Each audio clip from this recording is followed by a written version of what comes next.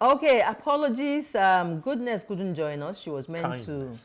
Kindness couldn't join us. Yeah. She was standing by from in Abuja, and technical issues. I think the network was a lot of problem, and so we will have Kindness later on come to help us look at the issues that surround domestic violence, That's especially when we're trying to get all of the information out for the women. But right now, Primate Elijah Ayodele Babatunde is our next guest. He's a distinguished Nigerian cleric, philanthropist, and the founder of Inri Evangelical Spiritual Church, headquartered in Okeafa, here in Lagos. With a ministry spanning several decades, he is widely recognized for his prophetic accuracy, particularly in national and international affairs. His insights into political, economic, and social issues have positioned him as a respected voice in Nigerian religious and public spheres. Yes, and beyond his prophetic ministry, Primate Ayodele has dedicated over 30 years to humanitarian service, making a tangible impact through charitable initiatives. His unwavering commitment to social justice and community development has seen him provide financial aid, scholarships, healthcare support, and relief materials to thousands in need. His philosophy of faith in action underscores his belief that spiritual leadership must go hand in hand with service to humanity. Primate Ayodele's philanthropic efforts extend beyond his congregation, reaching vulnerable populations across Nigeria and beyond.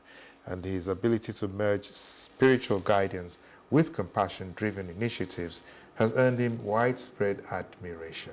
As an advocate for humanitarian leadership, he continues to inspire fellow leaders to prioritize kindness, generosity, and practical solutions to societal challenges. And as a guest on Today with John and Helen Live, Primate Ayodele will discuss the topic Compassion in Practice, the role of leaders in humanitarian service. He will shed light on how leaders, both religious and secular, can use their platforms to drive private change, uplift societies and communities, and promote a culture of giving. Yeah. So it's time to welcome. I have chased Primate Ayodele and his team like in the last, months. The January month is his month, is his birthday. Yeah. And the birthday is not about him, it's about members of the community, it's about giving. Yes. And last year was awesome. And so we thought it's wide for us to come do some kind of postmortem about last year and to find out what is in view for this year, February 14th. Happy birthday, okay, and welcome, sir. Thank you for indulging us all the time. Welcome to the program. So, Primate, see you again. Yes. Good morning to all Nigerians and everywhere they are hearing us this morning. Yeah. I don't believe in birthday. I believe in giving to the people in the society. Okay. So I don't know anything about birthday. The only person I respected, the only person I wish happy birthday is my mother, no any other person. For my own part, I don't say happy birthday to me. I will say I am doing what God has sent me to do. It's part of my missionary mission. That's all. Thank you for having me this morning. Yes, thank you. And maybe sometime you'll invite us to your mother's birthday. Since that's she's anyway. I will definitely. Okay, sir. So quickly, we would like to ask you a few things concerning leadership and humanitarianism, So now you tell us first, how did you find yourself in this situation of integrating humanitarian service into leadership? Thank you so much, sir. Well, on my own part, when I was growing, I believe there are a lot of people that have opportunity. But because there's someone to help them, they misuse their future, they mismanage their future. Because there's nobody to add value to their life, they miss a lot of things. These are I put in my own consideration that The moment I get to a point in life, I want to add value to people's life. And if it's biblical, helping people is the mission of every Christian. So leadership, there's something we call leadership without adding value. There's what we call leadership. Every leader serves. But we believe that when we are leader, we are top of everybody. And we can do anything we like without questioning. When we are leader, then we are at the glamour seat. Leadership is not at the glamour seat. Leadership is working hard to serve the needy. So in my own part, I serve my congregation. I give to my congregation. I don't wait for my congregation to give to me. Yeah. Awesome. So that's the blessing, and that's what I love doing. Awesome. Thank you so much. You have led numerous charitable initiatives. It's not about giving rice and yam and all of that alone. You have been found to even extend your kind gestures to the medial communities and other people around you. Just last week I saw in the papers that you were visiting some members of your congregations in their homes. I saw that. So what projects, which one out of these different aspects of humanitarian service that you have embarked on that for you is most impactful? Which stands out? Thank you so much, ma'am. The one that stands out is leaving my home to humble myself to visit my members, feel the pulse. Maybe somebody who's living below poverty level, who doesn't have mattress. People sleeping now, they don't have mattress, they don't have fan, even they don't have window. No window. The room, they said 6 by 12. I see some room is 2 by 4. Wow. How can somebody sleep in a room 2 by 4? You see rat, you see cockroach, and many more. Bedbug and many more. When I look at all of this, I feel so bad within me that how come will this be happen under my roof? Then I want to make a change. I'm going to give a free accommodation where I'm going to rent for about 25 people. And at the same time, I'm going to make sure that I empower some people with shops and also equip their shops. This will make them to be a better Nigeria. And for crying out loud, these are the things that any leader, as a politician, should do before they vote him. We don't vote somebody who just come one day and begin to do things that has not been doing before. I have given about 50 students WAEC, and another 50 students JAM, and I will also pay for their lessons.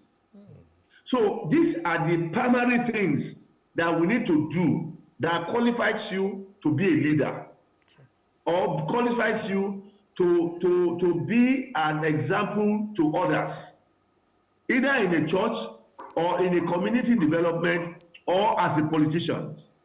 But in our country, we only vote for those who give us something, maybe just give us something at the moment. Yes. This temporarily giving is what we vote for. That man is good because we went there yesterday. He gave us a cup of rice. Yes. Cup of rice cannot make your future. At all. The impartation is giving you what will sustain you and your children. Okay. I tell you, I go to a house, I was even shedding tears. How can somebody living on a sewage? And I look at it that, is it alive? It's not alive. No fan. Some people doesn't have fan. Some people doesn't even have, what is it called? A stereo, radio. Some doesn't have a television, don't care about television. I'm going to give not less than 20 television so that they can feel and know what is going on within them. Yes. Okay. Yes. I'm saying this with all my heart. Brilliant. Voting for this politician is not the best. Yeah. Because our politicians does not represent what we need. Yeah. They only represent their boss. They only represent their family. They don't represent the entire community. Yeah. I don't know what we are voting them for. I'm sorry, please. Yeah. I don't know what we are voting them for. I don't know why we want to kill ourselves for voting. We vote for somebody who have been impacting to life for past years. We don't need to vote for the party. We need to vote for individuals. Yes. All right. We So don't need to go to church. The challenge there. We don't need to go to church. Going to church, giving offering is a charade. When you give offering in the church, this offering must be used judiciously. that's right. A lot of pastors will collect offering. They will use it to buy jets. They will use it to build houses. They will use it to build industries. Where are we going with this? We are not taking all of this to heaven. Yeah. But certainly, sir. Buy this source of 10 million. We are not going to heaven with all of this. Yes. This is my own part that I feel pains. That why is it that our government is not doing the right thing? Why is it that the pastors wanted to inherit the whole part? Why?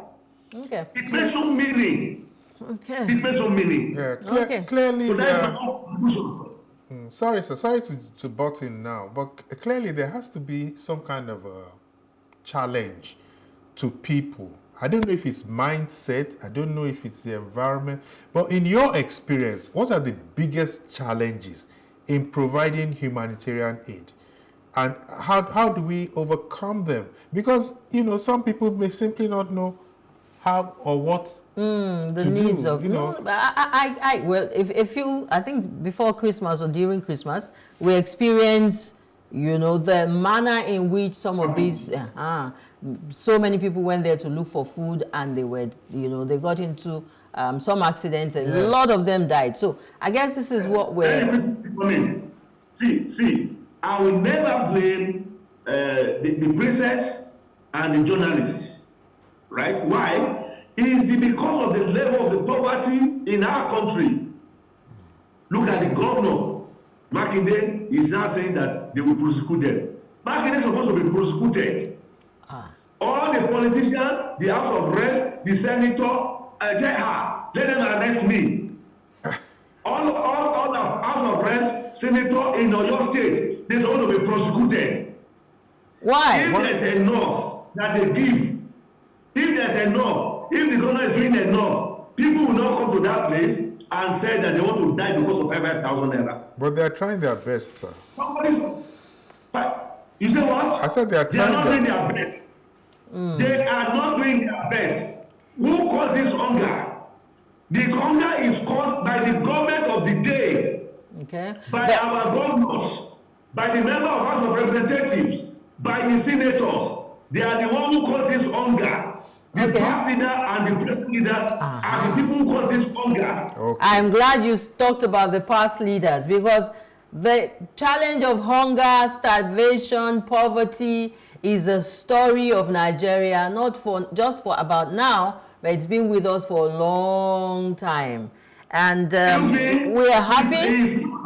Let me explain to you, please, ma'am. Let me explain to you. If every state governors, let's be realistic, if every state governors prepare for hunger by farming, mechanized farming, all the land in Ibadan, let all the Southwest governors, let them get it and use it to do farming. Okay. Do you think that there will be stamping? People will go and be lined up for 5,000? That's number one. Yeah. Number two, let them be hearing cow. Okay. Do you think that there will be more employment? There will be more employment. That's number two. Let there be life for 24/7. Do you think that there will be no employment? There will be employment. Let us encourage Do you think that there will be no employment? There will be employment. This is from me, only a common man. Talk less of governors. Let me ask the governors. They are collecting security votes. Nobody collects less than 6 billion. With this 6 billion, what are they using it for? Okay. What? They are using it for nonsense. They are not using the judicial, they are not using it to make impact in society. I tell you. It's so complex. Wait, please. The government of the day, they are giving rights to people. Are they giving it to common society, citizen? No. They are giving it to politicians, people who corrupt the country. People who have killed the system. People who are bringing backwardness to the country. Why are they giving it to them? So perhaps, is it part of corruption? Perhaps what you're saying, sir, it's the method. They are using it for their own selfish end. They use it as the way they're supposed to use it. Okay. Madam, I buy a bag of rice for 80,000. A bag of rice for 80,000. You can have it in record. This week, I think on the 6th, I sold that bag of rice for 40,000. I sold it for 20,000. I know. A bag of rice, last year, a bag of rice of 120,000. I sold it for 15,000. Okay. Right? That means you subsidized. Why did they do that? Yes. Okay. Even they agree in Lagos State, it's too expensive. Okay. If me, that is not as rich as Governor Sanwo-Olu, can sold a bag of rice for 120,000 for 15,000. I think Lagos State should sell a bag of rice for 6,000, 7,000. Kudos to the government. Okay, that leads me to. I'm calling, please. Eco rice. Where is Eco rice? Eco rice is a mess because there's no management.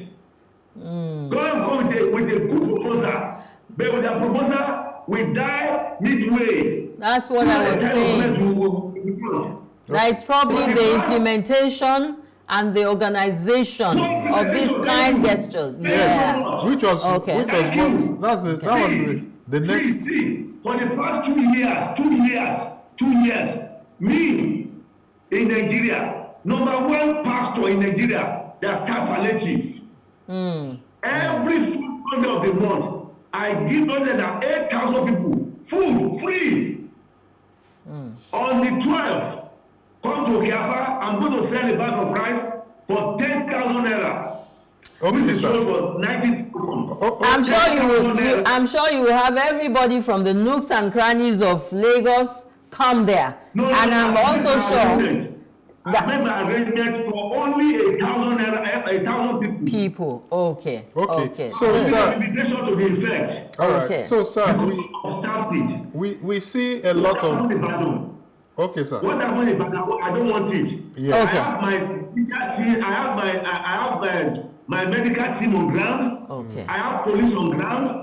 I have Red Cross on ground in case of any emergency. For the past 22 years, I've been giving people food free. Okay. So, sir, the question that I want to ask as a result of the comments you just made, they say a tree cannot make a forest. We see all the effort that you have been making. So the question is, how can other religious and political leaders collaborate to address poverty and social injustice more, rather than us pointing out one tree standing here, let's have some kind of. Can't we have a collective thing with government? The politicians are selfish. The politicians, they are selfish. A lot of church leaders too, they are very greedy. Okay. Right? Can we stand on this one? Yes. Don't know that Christian association, Christians, they are very greedy. How can in one religion you have PFN, you have Christian association, you have unification of cherubim and seraphim, you have celestial unification or whatever you call it, meaning that Christian leaders are extremely greedy. Okay. So are you saying it's impossible to harmonize this effort with people like It's you? it's not impossible. It's very possible. I'm coming. I'm only trying to give you a preamble. Why some people we threaten it. Okay. People like us now, they believe that we don't like the government because of our truth, by our prophecy and other things that we are doing. I expected the governor of Lagos State to have contacted people like us that, oh, Primate, we love what you are doing. You are doing. He has not even written a letter to me one day. Even if I invited him for an occasion, he won't even come because I'm not a politician, because I'm not part of their. You may be shocked. You may be shocked that he will come. You may be shocked that he will come if you invited him. Okay, I will do that. I think you should. Okay, I'm going to specially invite him. Good. Yes. The program. I want to invite him about the two. Yeah. He will not come. I am telling you. I'm going live. He will not come. Okay. I have sent pictures to them severally because I'm not part of their people. They are puppets. They won't come. Okay. So what I'm saying is, we'll wait and see. everybody will show recognitions. We'll wait and see, Right? sir. I will send an invitation. As you have said on Monday, I will send it. Please do, Please sir. do. Please do. Please do. Yes, and of course, if we all come together, I bring my own, what I have, another church, I don't want to mention anybody's church. Bring your own this idea. Yes. Come together. We put this thing we have together. We put it on ground. Yes. Then you be in charge. True. Technocrat, not a politician. Technocrat. Let's have a very common field where the people who are in need comes to. Yes. We need to share. All right, sir. We look forward to that. Fairness. All right. We look We forward begin to to that. you see that everybody will be happy. Yes. We know how passionate you are about the people, about human beings, especially the not too privileged ones, not too poor ones. We do know, and that's why you are on the program today. So let's go a little bit away from, your humanitarian gesture. Let's look a bit, just quickly, into your prophecies. You have made several accurate prophecies about national and international events. How does this gift influence your approach to humanitarian work? How do you connect them? Thank you so much. If you are a prophet, you must be a giver. Right? You have compassionate to the needy. Now, God will tell you that, see, go and do this for so person. Okay. Sometimes I tell God, I don't have. He will say, no, you are better than this person. I will make a way for you. What you have now, go and give to that person. It's just like when Elijah met a woman, a widow of Sarepta, he said, do my own first. So when God gives you instinct, a mission, he will tell you, sometimes he tested you, like he gave Abraham the only son. He said, go and use him as a sacrifice. Okay. Right? If you don't have deep faith, you cannot be an humanitarian person. True. In the past, I have sold my land, my first land, I bought for 500,000 because of the passion for the needy. I sold it for 150,000. Then, a car of 1 million, I have sold it for 300,000 in the year 2004, when I sold my Volvo and my piece of land to make sure that the needy are living up to expectation. So the prophetic work is intertwined with that desire and the hunger to always give. That's what you're saying. They come hand in hand. I say your prophetic assignment comes hand in hand with giving to the people, with being compassionate. That's what you say. Okay. But sir, if you're a prophet, God can tell you right now, can you intervene in the life of this woman now? Say, you said you have something with you now, go and give it to her. okay. Then that one you wanted to do, wait, I will give you at a later time. Okay. If you have faith, you won't do it. Okay. That's why I give you the story of Abraham. That's why I give you a widow of Sarepta. We have right? 5 minutes. These are the things that God can tell any prophet to do. Okay. So Jesus Christ said that when I was hungry, who amongst you that gives me food? When I was sick. I was thirsty, who amongst you that gives me water? He said, why? When are you? He said, whenever you are giving it to these poor people. See, to me. the primary mission of every government is to look after the needy. Okay. I want to say this to President Trump. I want the world, when they voted him, that you are voting for trouble. I don't know why Trump is going beyond his capacity. Why is he want to scrap USID? If you do that, if you scrap it, Israel will fail totally. Okay. And it will be one of the disgraceful presidents we're having in the world. Okay, we're watching. We're all watching what is happening. Yeah. But sir, I want us to turn our like 5 attention minutes. to, and we have very little time left. About 5 minutes? Yes. I want us to turn our attention to the young ones, because there seems to be a disconnect, and that gap is getting wider by the day. Yeah. How do we expect people like you to inspire the young ones, or how do you do it so that they can adopt a culture of giving and compassion Rather than taking. rather than always taking, always receiving? How are you inspiring the young ones? Thank you so much. I do a lot of work about youth. Suddenly, in the year 2018, I went to a place in Lagos, Ilasamaja, where I take youth that are drinking, are smoking tramadol, taking also of Pelebe, Fonogao, and many more. I change them. Amongst all, I can win the soul of 3 people that I empower them and I teach them how to give. Yesterday, I was in a correctional center in Alagun, where I took the youth to, and I tell them that, look, when you don't behave yourself, this is where you are going to end. And I teach them about giving. I also take them to mortuary. How they can have compassion and be thanking God for God keeping them alive. I still tell them, you must be giving to the poor. I give them and I tell them to give as well. In my own part, to my own church members and the youth in my environment.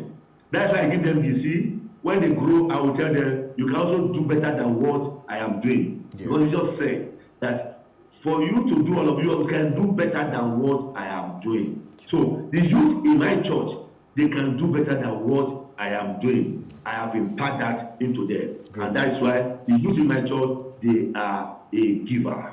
Okay. So as we look forward to February 14, your annual giveaway day, what do we expect? And what would be your final message on this show today? Thank you so much. I have started this since 26th of January. February 14 is just the grand finale of all of this. Okay. Whereby, as a matter of fact, I can tell you for free that we are expecting international guests, philanthropists, and of course, I'm going to give out cars to journalists, church members. I'm going to pay a scholarship for some students, and at the same time, I'm going to give clothing, food items to all the needies, and also empower, not less than 200 women that same day. So my message now is, let the government of the day listen, consult people who have the mind of humanitarian than giving it to the politicians. The politicians, they are not givers. The politicians, they are destroyers. They are corrupt. Okay. All right, that's so straight to the point and direct. Thank you. Sorry, Helen. Yes. I like the bit about giving out cars to journalists. Yes, he's done that over the years. He's done that over the years. So we'll look forward to an invitation. Will you be there? We look forward to an invitation so that we can all come and show our faces and raise our hands. I will do your own maybe sometimes towards the end of the year. Okay. All right, so but for me last year, the high point of it was your time, the time you spent with the less privileged, the physically, disabled. We had some handicapped people there, the blind people, physically disabled. Let me add to this. Yes. Let me add to this. The deaf and dumb people, I'm going to empower them this year. Okay, great. All right. Instead then, I feel like crying when I see a boy of 9 years, 10 years, 11 years, 12 years old. And they cannot talk. And government of state governors and government are not helping the situation. And I want to advise the government to have state correctional center, local government correctional center. Don't let us have federal correctional center only. Okay. In the Koyi prison, it is 820 people capacity. They will have 3,400 people in that prison. Wow. One thing I love about what this government have done that I can appreciate is, according to controller Fanny said that the government are empowering this inmate. Okay. Give them, they do that. I was touched. There are people doing PhD. It's unbelievable. They are in university now in correctional center. I say kudos to the president of Nigeria for doing this, and Minister of Interior. Okay. Yes. Thank you so much. Thank you, sir. Surely true leadership is not measured by power or position, but by the impact one has on humanity. And that you have done, or that you have. A great leader serves with compassion, uplifts the vulnerable, and leaves a legacy of kindness and positive change. We want to thank you for sparing some of your time for this all-important discussion on the show today, and for letting us know what is in stock, as a grand finale on the 14th for Nigerians and the indigent people. Thank you so much. As we get set to wrap up the show, you want to say bye-bye to him? Yes, Primate. It's always a pleasure having you on the show. Thank you so much for sparing us this very valuable time. Thank you. With us. We do appreciate your coming over. Thank you. And our warm regards to your team. They've been wonderful. Thank you so much, sir. Thank you. We'll look forward. We'll see you on the 14th. Yes, sir.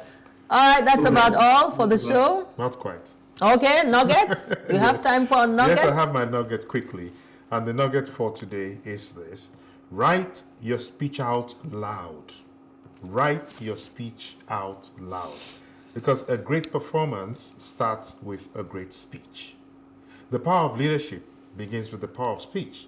And every great movement, every groundbreaking idea, and every inspiring leader, past and present, started with words that moved people to action.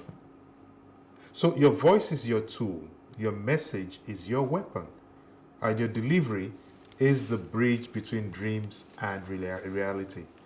Speak with confidence, for your words shape perception. Speak with clarity, for your message must resonate. And speak with conviction, for leaders do not whisper, they declare, they ignite, they empower. Remember that leadership is not about commanding. It's about connecting. And it's not just about being heard, but about being understood. The way you communicate determines the way you influence. So refine your speech, strengthen your presence, and step boldly into your leadership. Because when you master your words and don't just lead, you inspire. All right. And that's my nugget for today. Thank you, John. And you have inspired us. And we have seen a leader in Primate Ayodele. All of it, things you have talked about, we saw, and we heard him talk about it. Yeah. Thank you for being a part of this show.